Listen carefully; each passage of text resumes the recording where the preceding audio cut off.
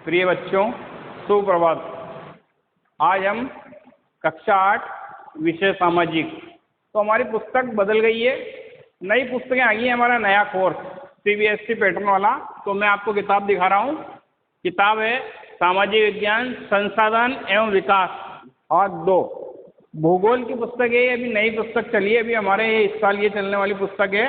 तो इसको पढ़ेंगे हम, संसाधन एवं विकास भाग 2, कक्षा 8 के लिए भूगोल की पाठ्य पुस्तक।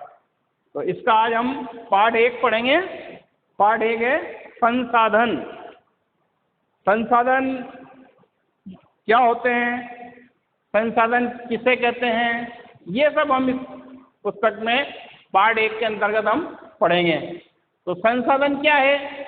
प्रत्येक वस्तु जिसका उपयोग आवश्यकताओं को पूरा करने के लिए किया जा सकता है, वह संसाधन कहलाता है।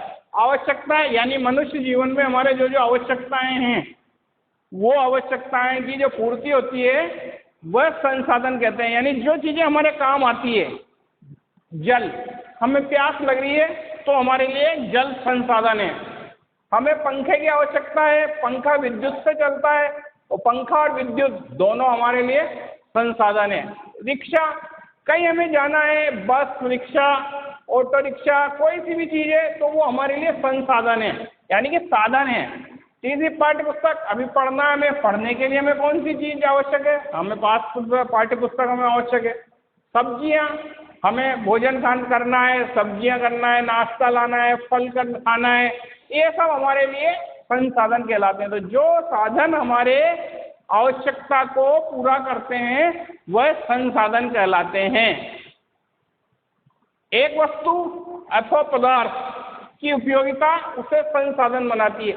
अब किसी भी वस्तु की आवश्यकता है, हमें आवश्यकता है तो हम उसको संसाधन मानते हैं। किसी भी चीज़ की आवश्यकता हमें पड़ रही है तो वो संसाधन बन जाती है। उस वस्तु की, पदार्थ की उपयोगिता उसे संसाधन बनाती है, जो चीज़ें उपयोग में आती हैं। सभी संसाधन मूल्यवान होते हैं। मूल्य का अर्थ होता है महत्व या आर्थिक मूल्य। अब मूल्यवान जरूरी नहीं है, प्राकृतिक दृश्य वो मूल्यवान नहीं होते। उनको देखने में हमें लगता है कि हमने प्राकृतिक दृश्य देखे, लेकिन उनका कोई पैसा नहीं है। लेकिन मूल्यवान, महत्व कभी होता है जब किसी चीज़ का आर्थिक मूल्य हो, तो वो महत्व वाली वस्तु हो जाती है। इसके बाद एक पेटेंट। पेटेंट, इसका तात्पर्य किसी विचार अथवा आविष्कार पर एकमात्र अधिकार से है।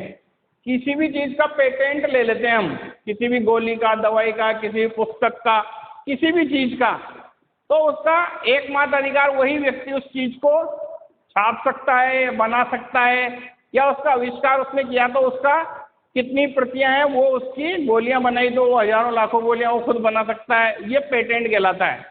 अब दादी का नुस्खा, दादी का नुस्खा है, आपका पेट दुख रहा है, आपसे कहा अजवाइन को सेक के खा लो, खांसी चल रही है आपको, गुड़ हल्दी खा लो, ये दादी के नुस्खे हैं। इसके लिए आपको कोई पैसा नहीं देना पड़ता है, कोई मूल्य नहीं है उसका। लेकिन इसी का आप डॉक्टर के पास जाओगे तो डॉक्टर आपको क्या लिखेगा? कोई मेडिकल दवाई लिखेगा, ये पेट दर्द की दवा है, ये खांसी की दवा है। तो फिर वो मूल्य उस पेटेंट के उपरांत मेडिकल फर्म द्वारा बेचा जाता है। तो दवाई को कौन, मेडिकल की दुकानें पे बिकते हैं, तो वो मूल्यवान हो जाता है। बिना पैसे के कोई दवाई दे देगा क्या दुकान पे अपने को? कोई नहीं देगा, पैसे देना पड़ेगा हमें। तो मूल्य, अब दादी ने बताया खांसी हो रही है, गुड़ हल्दी पी के रात में सो जाओ बिना पानी पिए, तो हमारे उससे भी ठीक हो जाता है। लेकिन तो ये पेटेंट होता है। पेटेंट बनने के बाद वो दवाई जब आ जाती है, मेडिकल द्वारा बेचा जाता है, तो फिर वो मूल्यवान हो जाती है, बिना पैसे के वो हमें नहीं मिलती है। इसके बाद आता है प्रौद्योगिकी। प्रौद्योगिकी किसी वस्तु को बनाने में नवीनतम ज्ञान का प्रयोग प्रौद्योगिकी कहलाता है। कोई वस्तु का निर्माण करते हैं, आविष्कार करते हैं, तो नवीनतम ज्ञान से, नवीनतम तकनीक से जो हम उसका उपयोग करते हैं, वो प्रौद्योगिकी कहलाता है। प्रौद्योगिकी वर्तमान दौर में अपनी कार्य कुशलता, इससे प्रौद्योगिकी का बहुत ज़्यादा विकास हुआ है। खोज और आविष्कार, निरंतर काफ़ी समय से खोजें होती जा रही हैं, आविष्कार होते जा रहे हैं, और खोज हुई आग की। आग की खोज होने से खाना पकाना सीखा। खाना पहले कैसा खाते थे? कच्चा खाना खाते थे, मांस को तक कच्चा चबा जाते थे, कोई सी भी चीजें फल वगैरह जो भी है सब कच्चे खाए जाते थे, सब्जियां कच्ची खाते थे। लेकिन आग का आविष्कार होने के बाद उसको पका के उबाल कर खाने लगे हम लोग।